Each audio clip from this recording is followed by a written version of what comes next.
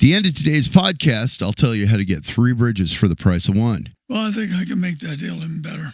Sweet. You heard him. Stick around for that. Welcome to the Kahler Podcast. Today's episode is all about getting the most sustain out of your Kahler cam bridge. This came from a comment on our last video about locking tuners, so thanks for that. How you doing today, Gary? Well, I'm doing okay. You know, there's a lot to know about that. It's a setup thing, and really, I tried to force the right setup by the design by many different ways. Number one, putting a button head screw on there so that string would not go too low.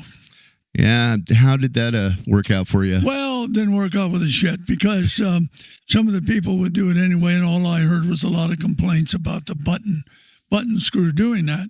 But obviously, there's other ways of solving that.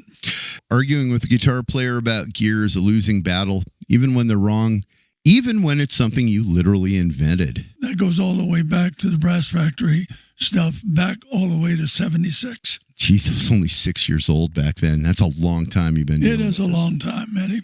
Well, one thing I really like is the recessing of the plate. If you put it down, just like Jerry Cantrell liked to do, well, he didn't want to feel anything up there. If he could do away with the bridge completely, any bridge he would. But the fact is you either recess the plate and bring it down, because that saddle has to have angle over the top of it. And Connor's thinking that plate works great for him, and that's the way he's always looked at it. Yeah, it's kind of interesting because he doesn't want to feel the plate, but he likes to feel those threads dig into his palm. Well, right? He always does. Yeah, he doesn't use the tip on the end of the bar. For the older 2300s, I completely agree. But you know, now with the modern design, we got that lock-off screw there. I actually think that the lock-off screw's more important, and that's why I usually shim the neck. Shimming works. I mean, that's been going on forever. But countersinking always gives better resonance and sustain. I think it just puts it right in there into the wood, and you get more transfer into the wood and the body. I actually have an old Stu Mack video where Dan Erlewine says the same very thing. Oh, man, that is something, isn't it? I mean, Don Erlewine was really great there. He sounds really smart. And when was that done? That was done... Geez, 88, yeah, I think. I mean, way back there. I mean, boy, he's got it perfect there on that video. Dan Erlewine's the absolute basis of all of my guitar repair knowledge. And you claim to actually know what you're doing? I have no idea, but don't tell my boss. Shit. One thing that I find kind of funny is that I noticed the extra sustain of the Kahler cam bridge kind of backwards. Backwards? What do you mean? Yeah, well, I was playing my Carvin late one night. You know, the one that I bought off eBay, and it had an auto latch. The guy didn't even tell me. And well, it was late, and I had a little, shall we say, herbal enhancement. Shampoo of some kind for your hair, or what? Yeah, it costs $4.20 a bottle. Oh, what the hell does that have to do with anything? Right. So, well, I was playing acoustically, and when I engaged the auto latch, the resonance and sustain basically doubled. All I can say, that's because the vibrations have a straight path and aren't being interrupted by that giant string cavity. Exactly. I flipped back and forth on that thing for about a half an hour, and then I grabbed another guitar with the Godot 1996T, you know, basically the Godot Floyd, and it sounded like the guitar with the auto latch disengaged. Well, that lines up. Yeah, so then I grabbed a Strat with the 2300, and it sounded like the auto latch engaged. Okay, fine, that makes sense. Yeah, you know the best part was, though?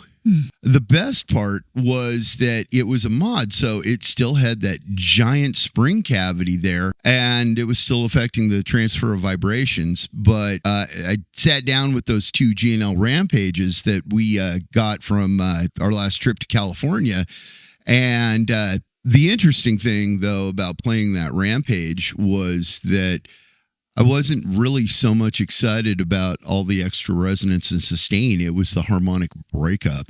All I know is you ought to demonstrate it here sometime and actually show people exactly what the hell that means. I thought about that, but I think that they'd probably accuse me of doctoring the audio. I don't give a shit. Demo it anyway, because that's a major feature with all those devices. Well, I tell you what, let's leave it in the comments there. If you guys want to see a demo and hear the difference between the rollers and the cam bridge or not, let me know.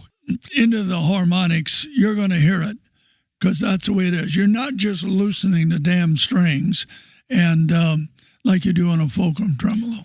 Yeah, that's something that I've noticed because, obviously we've got lots of guitars around here. We study all the bridges because in order to know how to make the best, you got to know what everybody else is doing. And we've got some fulcrums with rollers on them, and it just doesn't work the same. No, it doesn't, because that cam is actually reeling that string out and bringing it back and never leaves the witness point.